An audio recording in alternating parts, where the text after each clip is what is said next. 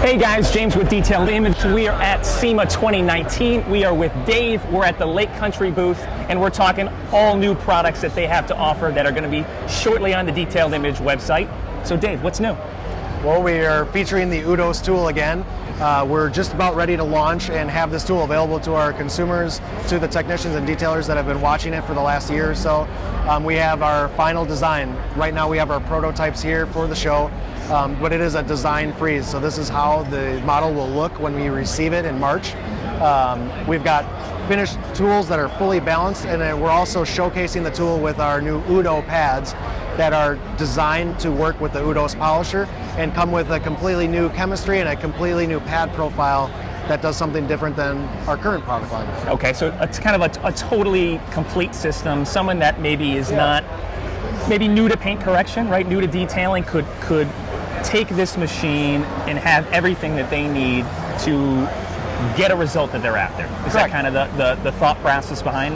Yeah, so this tool is going to be widely used in not only the detail market, but in the body shop or collision or PVE market as well. So the idea was simplicity. We want it to be easy to use for both the professional, but also for the body shop industry, where they're not as heavily involved in all the different intricacies of detailing. Sure. So they keep their processes pretty simple. We wanted to have it utilized in both a body shop setting and a detail setting. Okay. And have the same simplicity for both. So the idea is that the pads will work on both machines, whether it's a dual action or a rotary.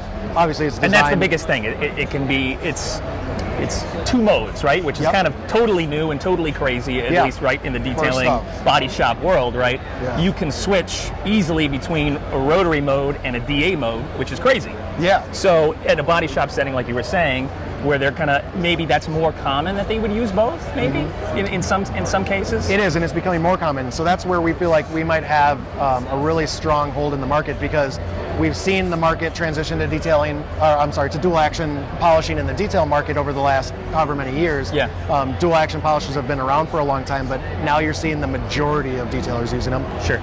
The body shop market is starting to see the same thing. So they're starting to use dual action polishers also, but it's just a little bit different. So the transition is different. So we have shops that are strictly dual action. We have shops that are multi-tool. Okay. And then we still have shops that are still stuck with the rotary polisher, and that's all that they're using, which is just fine. But our tool is a perfect place for all of those. So it can offer the ability for all of those things, you know, and just make it really, really easy. Yeah. Well, it's kind of a nice transition, because if they're comfortable with the rotary, they have it, right? And then you could kind of slowly start getting them on the DA side of things. Exactly. And it could be a nice little transition, and it can rocket from there. Yeah, even if it's just the finishing part. So that's where we say, you can use your rotary tool. It's everything all in one. You don't have to have multiple tools to do it. Yep. But let's just say if they're not comfortable with the DA, or they don't feel like it works as well as what they're currently using, go right back. They can go right back, or they can start to use it in the areas that they feel comfortable with. So every body shop doesn't want swirls. So it's really easy to say, hey, well, you can use this tool just as a rotary, but when you're in your finishing step, let's drop it down into one of our dual action settings.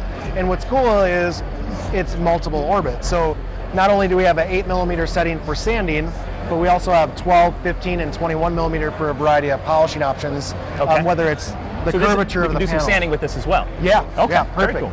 And the reason we initially started with a target of 6mm, because we felt like that was a good sanding space for people. Okay. When we look at both the detail market and in the body shop market, body shop does it a little bit differently, where they have sanding strokes specifically for purposes. So you're going to get into your 5mm range for fine finishing, and that's where you see your high level, low profile palm sanders in the body shops. Okay. And a lot of times they'll use tools that are 10mm for what they call a mud hog, or heavy sanding of primer. So what we're seeing is high level technicians in the body shop side saying, well, I don't really need to. I've created techniques to just use an 8mm, and I can do everything with my 8. So whether that's body sanding, primer sanding, finishing, whatever it is, the 8mm is good enough for everybody. Yeah. So that's kind of where we started, and we feel like it's probably going to expand. Sure, but it's a good middle point, starting point, right? For sure. Awesome. All right, so now let's transition over to the pads, right? So we have the machine, pretty kind of groundbreaking stuff. These pads, I'm a huge fan of the HDO line by Lake Country. It's a pad that I've used forever. Was talking to Dave earlier, and it's this line is specific to the machine, something a little bit different, a little bit new. So talk a little bit about that. So unlike some of our pads in the past where we've designed a pad line specifically for a certain type of polisher, Sure. This had to be somewhat universal. So Ground up. Yeah, from the ground up. So the idea was that it needed to work for the guy in the body shop. It needed to work for the technician in the detail world. Okay. But it also needed to work for rotary and DA. So it needed to work for everybody. A lot of variables, a lot of things you had to check off. Yeah, so body shop, they're not typically seeing microfiber or things that the detail world would use. Sure, so sure. we decided to go with something unique and new, which we are having as our micro wool. Very similar to a microfiber pad in design and overall aesthetic look. Okay. But to a body shop person or to somebody that's traditionally used wool, it resonates with them a little bit better and it fits into what they're used to. So it's a great product that works great for the rotary, but it also cuts amazing on the dual action polisher. And this is something that we spent a lot of time on from the ground up on a fiber side. So we spent a lot of time understanding and educating ourselves on the different types of sewing and then all the different fibers and filaments that go into developing those textiles. Sure. So we developed that on the ground up, and at the same time what we did is we looked at our foam structure, and this was where it became a little bit different.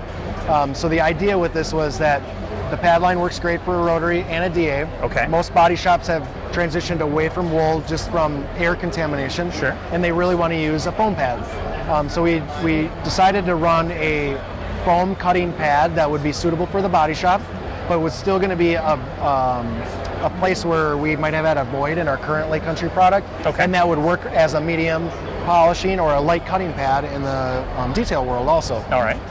That paired with our finishing foam creates a 3-pad system that's really easy to use, not overly complicated, and the pads are easily identified. There's no confusion. You couldn't say the khaki pad was for a wrong purpose. They're very easy to understand that this is where this pad falls in line. Okay. So it's a perfect system for us. And easy to use. Yeah. So when we looked at developing the foam pad line, we really looked at it on a chemistry side.